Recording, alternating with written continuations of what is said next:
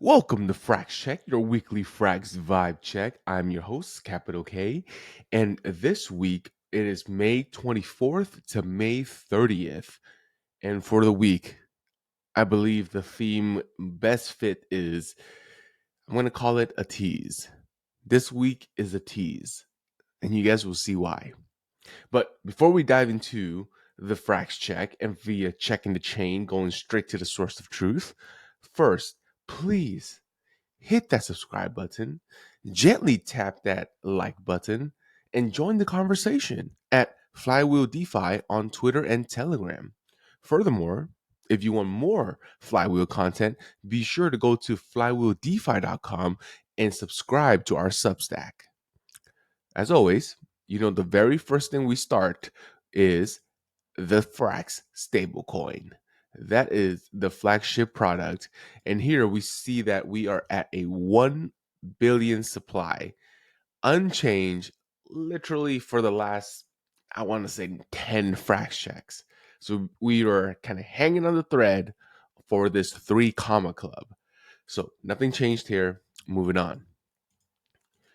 We have the peg because obviously Frax is a stablecoin, so we got to check that. So this week we are pretty tight at a high of 1.000 a dollar and a low of 0.999. But we can't trust dashboards, so we got to go into the market and swap 100 million Frax for USDC, and we receive an exchange rate of 0.997. Fairly strong, but as always, I've always said this. I don't like seeing a 7 in this exchange rate. I like seeing it up 8 and above. So we definitely want to bring this back up there. On the collateralization percent, we see that we are also stuck at the all-time high of 94.8%. Again, not as long as the frac supply, but we've been here for, I want to say, for almost 5 frac checks now.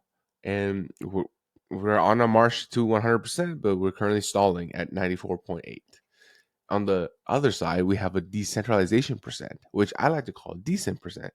And we are at 21.5, an increase of 4.4% from last week. So fairly good on the decentralization percent. Now, we have the TVL of Frax BP. This is the basically liquidity as a service, if I like to call it. And here we have a nice round number of TVL at 500 million. That is an increase of 40 bips from the last week. Additionally, for the volume, we processed 45.5 million worth of volume for the month of May. That represents about 9.1% of the supply there. So again, not too bad because I definitely feel that we should be processing in the high, I want to say maybe 80% to be quote unquote very proactive with the capital, but not bad. Not bad. Lots of room for growth. Here we have the 3 pool versus Frax BP versus Frax 3 CRV versus Frax PP. And that is the new Frax USDP base pool, okay?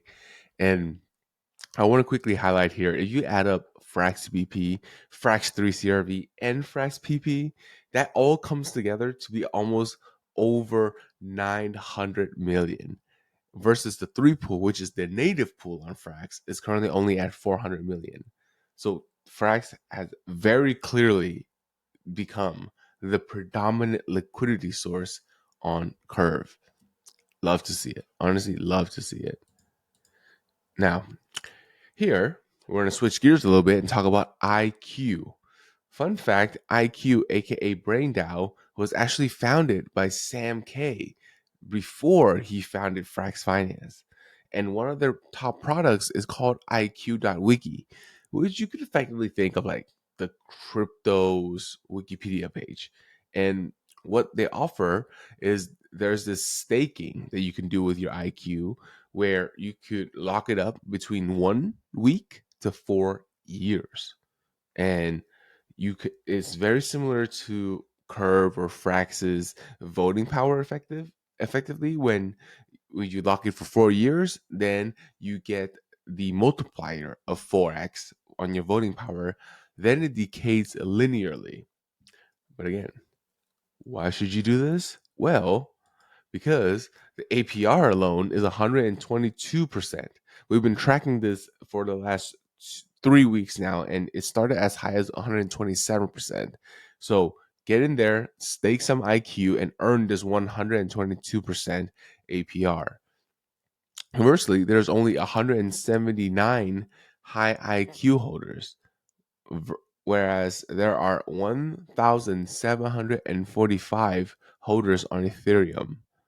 So you all the 90% of holders on Ethereum gotta do something. You can't just sit in naked IQ. That's not very good. Not very good at all. And well, one you might say, okay, if the 122% APR is not enough for you, there's another reason why you should do this, and that is the IQ Treasury, which is 15.6 million. Okay, and this IQ Treasury comprised of 35% in FraxETH, 13% in Convex, and there's also 1.3 million in the Frax IQ protocol on liquidity. Not to mention, they also have 1 million of Frax in Fraxland. So there's definitely a ton of assets on the IQ Treasury that can only be managed by the high IQ holders, okay, or stakers in that sense. Now, moving on, we have our favorite, the crowd favorite as always, that is FraxETH, everybody. And here we have 229,773 FraxETH. That is an increase of 6.9% from last week. Very much on brand, very much up only. Now, let's see where these FraxETH are hanging out. We have 66% of them chilling inside the FraxETH vault, earning that sweet native ETH yield. On the other hand, we have the Curve LP, which holds 26% of all FraxETH. And lastly, we have this 8% kind of just floating in the ether, as I like to call it. But regardless, FraxETH is still a stable coin. So we got to check the peg here, guys. And the peg is 0.9998. Such a tight peg. I love to see it. But what's weird though is when you go into the market and you try to attempt a swap of 3,500 Frax ETH to ETH, you have an exchange rate of 0.9989. Again, this I think is a is an acceptable exchange rate. Acceptable, but definitely not where we were previously at the 0.9991, 0.9992 range. We've been kind of offering that for the Frax ETH holder for a while now. So I would love to see that go back to the 0.9991 or above range. But let's check what the landscape looks like for FraxETH, or rather the liquidity staking derivatives. And that is at 2.47% for FraxEther. We had a very, very strong 7-day change here, up 7% to 2.47%. But even though we had such a good week, other competitors also had a great week. Let's take a look at Lido, which gained 5% in the last 7 days. This is massive. Lido has a market share of 73%. So that 5% is a whole lot, a whole lot. But what's also interesting is the right next, the second largest LSD, that is Coinbase Wrapped ETH, is actually saw an increase in the last 7 days. Very interesting because they were supposed to be unwinding their position, so we were expecting it to constantly go down. And then there's a newcomer, a new challenger arrived. That is Binance Staked ETH. Here we see that they have been slowly creeping up the charts. They are now at 0.77% of the whole market. So they're effectively, I want to say, like 3.5 times smaller than Frax ETH, but they are definitely closing in and growing fast. And speaking of growing fast, we got to take a look at the APY. And here, it pains me to say, that FraxETH is currently in the middle of the pack at 4.87% in terms of APY, with the high with the stake-wise on the top of the chart at 5.07%, Anchor at 5.04%. Though we are above Lido at 4.8 and Rocket Pool at 4.0. So there's something to be happy about, but we're definitely in the middle of the pack. Here, let's take a look at the FPI product, which is the inflation pegged stablecoin. And we saw minimal growth here. There is 82.6 million supply of FPI, which fairly hasn't changed. And the annual inflation percent is at 5 right now for FPI. And meaning rather the annual inflation index is at 5%, and the FPI is 37 bips above that right now. Okay, so that means there's an excess of backing for every one FPI out there. What is it backed by? Well, it's backed by 89.2 million in the Treasury. And that 89.2 million comprised of Frax and FPI that is being used in the convex AMO, rather, effectively the convex AMO right now. The FPI is convex AMO. But there's this one metric that we always track that is called equity. And on equity, there's 4.5 million in equity right now. And what does that equity mean? Is simply the assets, aka the treasury of the TVL, minus the liabilities, which are all the FPI and the uh, corresponding peg that it must maintain. Anything above that, we get to keep, or VEFPIS gets to keep, and that is called equity. Moving on, we have our next product, which is the Frax Lend. Here we have some really strong statistics at 260 million TVL with 70 million borrowed. That represents a 71% utilization rate, an increase of 16% from last week. So previously it was a fairly just, straggling, trying to get back. But you see here that on the collateral value, we are back to where we were before the USDC Circle fiasco. But on the borrow, we have rocketed way past there. We fully recovered, and now we are in a whole new territory of Frax borrowed on FraxLend. So you'd love to see it. You really love to see it. Here, let's take a look at some pairs. So there is always the Frax ETH, Frax ETH Frax pair, which is generate 1.5% for all of those who wants to supply there. Fairly low, but also means fairly good for the folks who wants to leverage Frax ETH. Conversely, you have CRV Frax, which has been providing a very steady yield of between 7 to 9%. So very strong there, in my opinion. Lastly, we have the final leg of the DeFi Trinity, which is the Frax swap.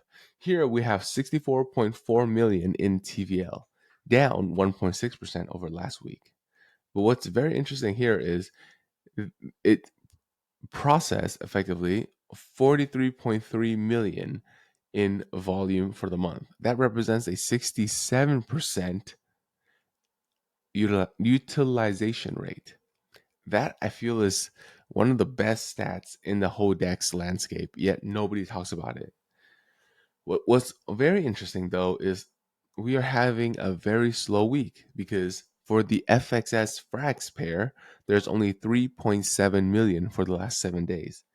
And we are used to doing almost 15 million with this pair alone. So we've been having a very slow week here on the Frax swap side. And also, quick shout out to the IQ Frax pair. If you're not staking your IQ, then I very much hope you are at least LPing it in here to get that sweet yield. Moving on, we have the profitability section of FraxCheck. So here we have our AMO.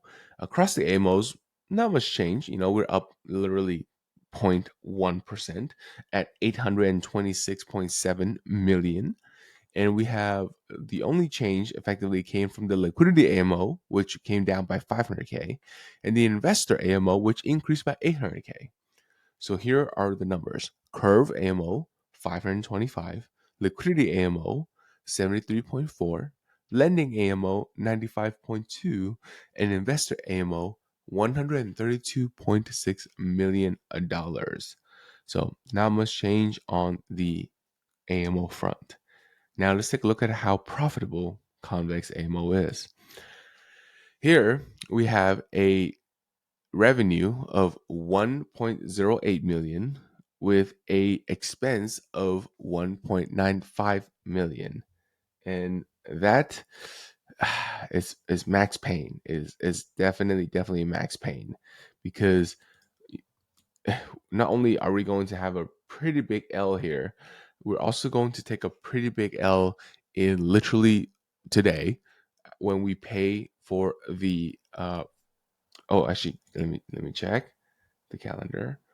I think we actually had already paid the voting and bribe for the week. So yes, we are taking a fat L in May, so that in June we can actually earn that sweet yield to make up for the loss we have in May. So be sure to tune in next week for us to track what's going on in June for the Convex AMO. Next, we have Frax Lend AMO. And as you can tell, there are 75 million Frax minted, 67 million Frax lent out, with a Frax allocation cap of 175 million. So we love to see this number here, because Frax is definitely put into use, and Frax is one of the power users of Frax Lend. And as a power user, we're able to earn 65.7K so far for the month of May. That's about, let me do a quick math here. That's about like 16 million per week earned on Frax Lend AMO. Kind of love to see it. This week we had a good week. This week we earned almost $20,550 on Frax Lend AMO. So we love to see that.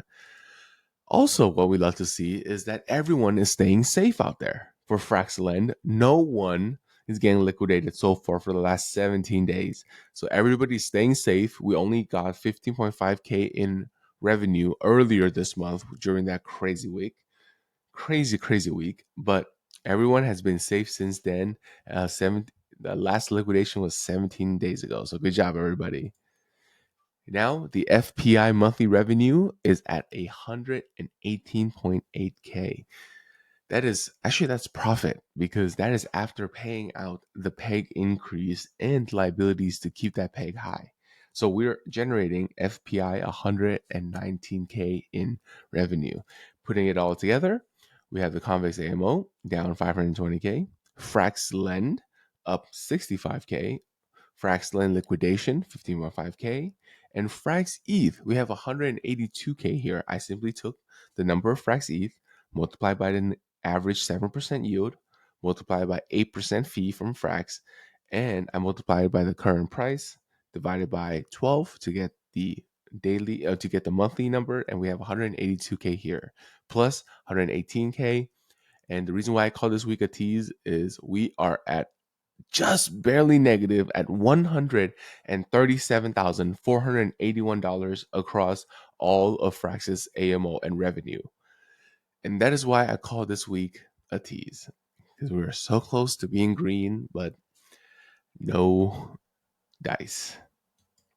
And with that, I want to close this week's FraxCheck from May 24th to May 30th, and I will see you next week.